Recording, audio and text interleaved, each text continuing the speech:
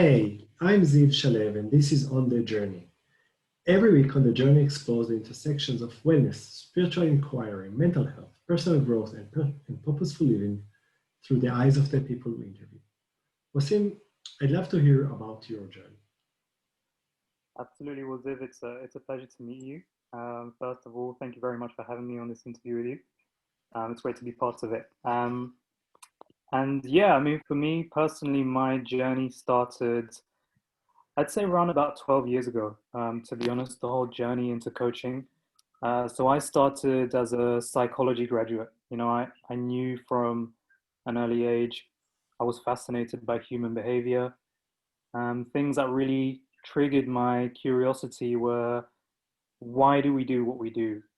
Why do we achieve the things we achieve, but also why do people not achieve the things that they want to achieve? So these were things that had always sparked my curiosity. And I think underneath all of those things, I'd always had a deep passion for helping people. I realized from a young age, I had a burning sense of fulfillment every time I was able to help someone. So I knew I wanted to work with people in some way. I knew I wanted to help people in some way. But 12 years ago, I didn't know how I wanted to do it. I just knew that I was studying psychology and that was a passion. And, multiple years down the line, I think much the same as many people who tend to find themselves in the personal development industry, I went through my own experiences. Some may describe as traumas or just experiences, however you want to describe it, but things which shaped me, things which defined my perspective on life. And there are so many different modalities in the world and therapies in the world, and I've studied many of them.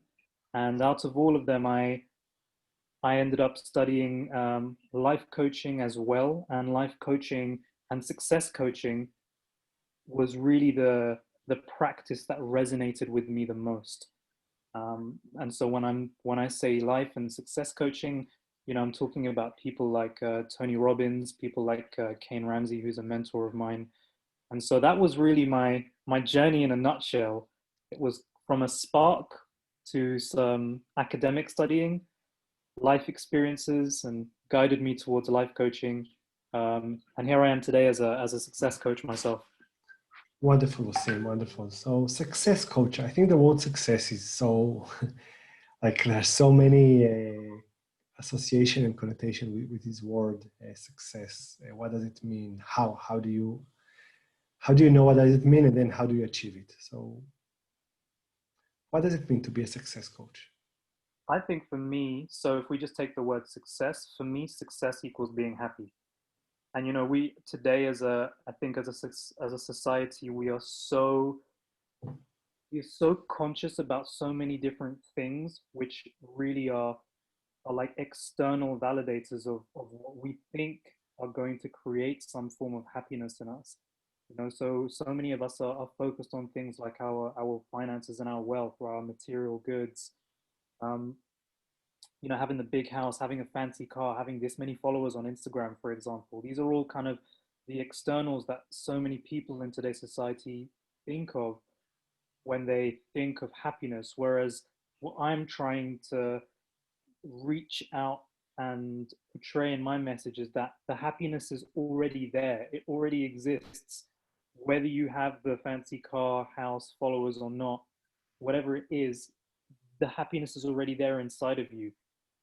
It's an emotion, and an emotion is something that we can produce at any given moment. So for me, success means being able to really be in control of your emotions and choose to create the emotions that you want when you want them.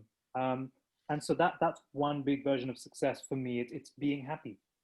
So it's really interesting. I would love to dive a bit into it because for many people, they would say, I want to be successful. And I would ask why. And they would say, because it will make me happy.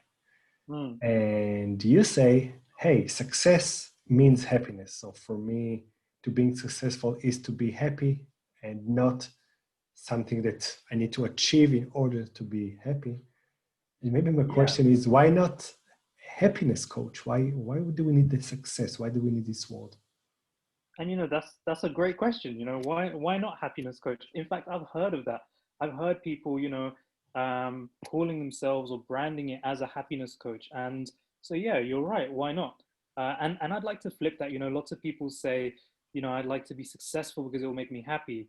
And I think the message that I would like to portray going forward is, you know, I'm happy, and that makes me successful. And really, I imagine a world of people saying, I want to be happy because then I will be successful. So it's just flipping that around. And I think I think we are starting a journey as a society towards some form of understanding, like there's a deeper understanding for personal development in today's world. There is a deeper understanding and appreciation for it.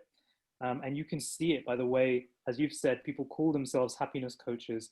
Even in the HR industry, we have human resource managers now who are now people managers, or they're called happiness managers, or whatever it is, or head of fun. I've seen all of these kind of titles thrown around. So there is a deeper appreciation for a more humanistic and a more empathetic approach to dealing with people, and that's in a work setting. But I appreciate what you say, and I think that's a great thing. Maybe I'm gonna have to change the little title on the business card to happiness coach. Okay, I'm sold. I think that happiness is one of the things. If you sell it, everyone would like to buy it. And how can we become happier?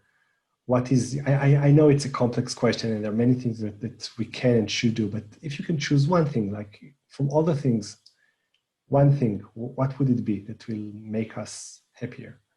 I think first and foremost, the main mindset that we need to have if we want to be happy is to go in with gratitude. And gratitude is something that I practice when I wake up in the morning.